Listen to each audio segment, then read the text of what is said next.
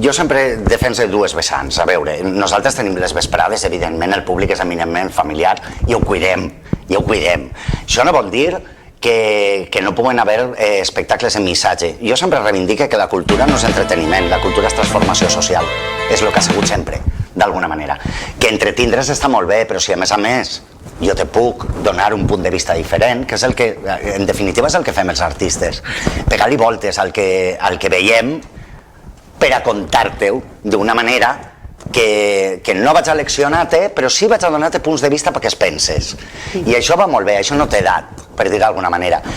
Jo sempre he dit que jo soc molt políticament incorrecte, jo vull ser emocionalment correcte.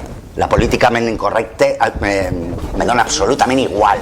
És a dir, crec que estem abusant de lo políticament correcte i estem infantilitzant a la gent. La gent és més intel·ligent del que pensem, el que passa que ens empenyem en tractar-los com a xiquets. No, la gent pensa.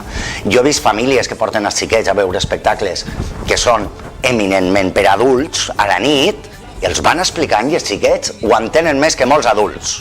Vull dir que tot és molt relatiu, depèn de tu quina relació t'eduques, com, de quina manera.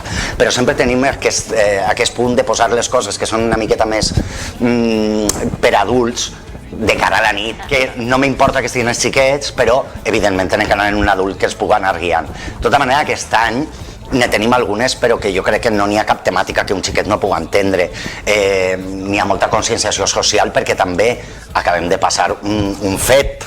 Este fet, evidentment, la cultura es mou, perquè el que estic dient, els artistes creen segons el que veiem al nostre voltant, intenten plasmar el seu punt de vista